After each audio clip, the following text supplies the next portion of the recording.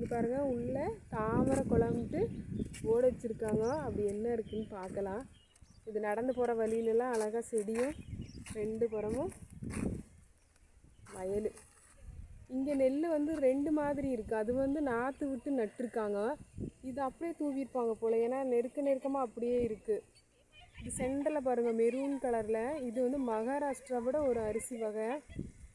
அரிசி வந்து வெள்ளை கலரில் தான் இருக்குது, ஆனால் செடி பார்க்க ஒரு மெரூனில் அழகாக இருக்குது. அவங்க இங்கே கொஞ்சம் நல்லா பார்க்க அழகாக இருக்கட்டுன்ட்டு க்ரீனிஸ்க்கு நடுவில் அந்த மெரூன் பார்டர் மாதிரி போட்டிருக்காங்க.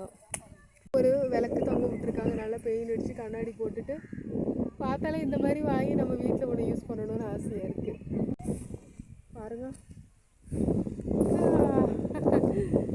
டிஸ்டர்ப் ஆகவும் பறக்கிறாங்க. இங்கே பாருங்கள் ஒரு குடில் மாதிரி போட்டிருக்காங்க. இதெல்லாம் நம்ம எல்லோரும் வீட்டில் போட முடியாது. இப்போ இந்த மாதிரி இடங்களுக்கு வந்தால் நம்ம அதை யூஸ் பண்ணிக்கலாம். அழகாக இருக்குது. இங்கே மழை தெரியும், அந்த மேகம் மறைச்சிருக்கிறதுனால மழை வந்து அவ்வளோவா தெரியலை. ஓ, தாமரைக்கெல்லாம் செமையாக இருக்குது. ஆனால் பூ தான் குறைவாக இருக்குது, மொக்கு தான் இருக்குது அதிகமாக. அங்கே ஒரே ஒரு பூ இருக்குது.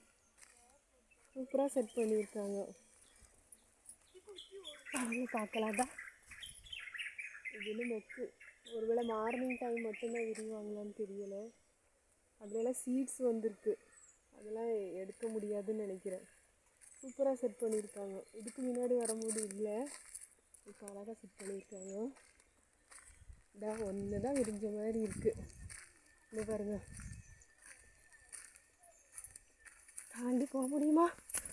வந்துச்சு. இதான் சூப்பராக இருக்குல்ல. எடுக்கக்கூடாது, அப்புறம் அடுத்த டைம் உள்ளேயே விட மாட்டாங்க. அழகாக இருக்குது, செம சூப்பர். இங்கே பாருங்கள், இது தாமரை இல்லை, நாரை கொக்கு. தாமரை இலை மேலே உட்காந்துருக்காங்க.